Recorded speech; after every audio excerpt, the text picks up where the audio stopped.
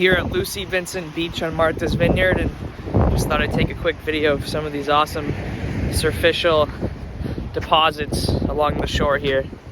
So here's the ocean right here, and I guess we'll start here with this cliff here. So pretty large size sediment, you know. You can see the layering pretty well. The dip of it, I guess it's around 30-25 degrees dip. Pebbles, a few cobbles, intermittently spaced between sand, which could, I think that's called the term varved, I believe, where it shows the variation in annual outflow from just fluvial processes in general. Then you come over here, a little more resistant material that has even a greater dip. I'd say that's around 75 degrees-ish. Much larger pebbles, cobbles. And you can see these are the stuff that are a bit more resistant to the aeolian forces, the wind-driven erosion, in other terms.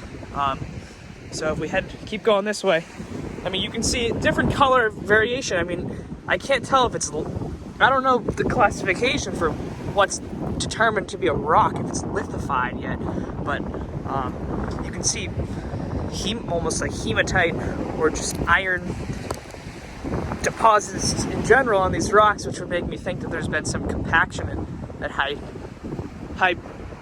forces, high pressures, but I really don't know the answer to that. I would guess these are Pleistocene in age, even maybe from the last ice age, being that Martha's Vineyard itself is a terminal moraine. But yeah, anyone who knows, please let me know.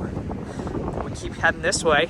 It goes back to a much finer composure of sediment here.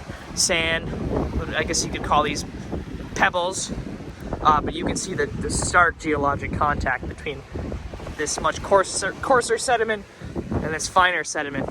And the reason I say sediment, I would argue that this is not rock. It is surficial. It has not been lithified, although could be wrong. But you can just see the aeolian forces that occur here from the wind. These little caverns that get driven out of the rocks from the wind itself.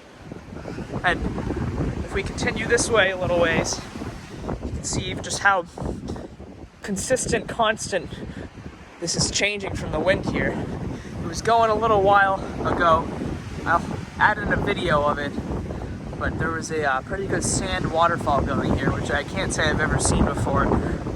Directly and exclusively driven by wind, aeolian forces. It has a little depositional pile here, which I just think that's really cool to see that firsthand. It shows you the driver behind the slumping, the constant change here.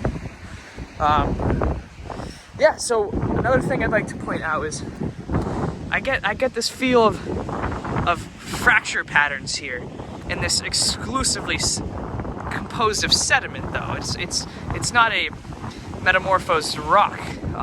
It's not like there's fracture patterns that resulted in high temperatures and high pressures that aligned the molecules in a certain way. This is exclusively from deposition, which makes me wonder, why is there one going this way, dipping out, coming that way, and then there's, say, another one here coming this way? And my guess would be that as these were deposited, certain layers become much more compacted than others. The much more compacted layers are less resistant, hence you can see their planar features better. They're less erosive. They form the tops of the layers since they're less resistant. But as erosion occurs and slumping occurs, as you can see, these features have slumped. You can presume that these guys would slump as well. So say this guy was originally horizontal, he slumps, and then another guy forms completely horizontal on top of him, and then he slumps. So that's why I think there's almost a spider web pattern of what you would think to be, what your first glance would presume to be fractures, but instead they're just different layers of compacted sediment, angled from differently because of slumping. Here you can see a little bit of sand slide occurring. So I'm gonna walk over here a ways. I'll add in a picture here, but there used to be an iconic feature called the Chief right here, which was a big stone pillar that looked like a Native American Indian chief. They fell a few years back. But yeah, you can just see more of beautiful contacts between much finer grained sand and just alluvium, you know. So slow flowing river depositing sand speeds up, deposits much bigger stuff. And so we'll keep going here. Keep in mind it's all dipping this way for the most part. Say average dip along this whole exposure is around 20 to 30 degrees. There's a lot of much higher angle dip sections from slumping. So we see more of this alluvium along here, pebbles and cobbles, all dipping this way, which shows that when these were deposited, it was a higher energy environment. The river flowing, you know, lots of water flowing, was able to pick up pretty big stones and rocks and bring it with it to this depositional site here. Maybe this could have been an outflow of a glacial stream. Maybe it could have been towards the terminus of the glacier itself, the Laurentide ice sheet, being that Martha's Vineyard, as I said, is a terminal moraine. So yeah, if you look at the dip here, you see that it keeps dipping down here. And as you walk this way, what you see here instead is much more finer grained sand, which makes you think after the higher energy environment was occurring, it slowed down a bit over hundreds or thousands of years of output of glacial melt, and it turns into sand, lower energy environment. Then you go a little more ways, keep in mind the dip is this way, it gets to clay. So it gets to a point where a very low energy environment, it could have even become a glacial lake at this point and deposited very fine grained silt and clay. So that's just, I perceive to be a really good example of a series of different superficial geologic deposits and understanding how the different size sediments become deposited where they are, one on top of the other, successively from high energy environment to low energy environment.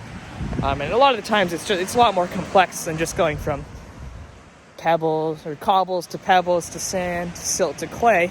A lot of the times there's lots of intermittency in between, back to clay, back to sand, which just shows that melt sped up again or slowed down, or it was a big stormy year, or it was a very cold winter and the glacial lake could have froze and allowed for very fine grained silt and clay to deposit. So yeah, cool stuff.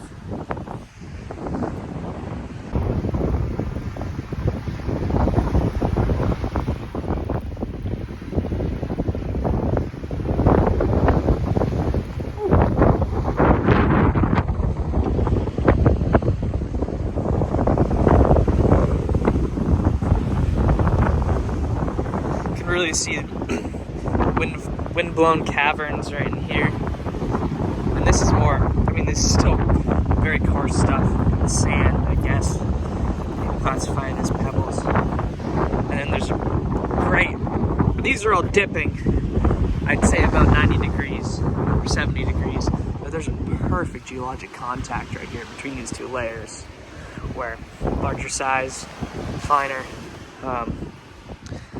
change in flow rate of the outlet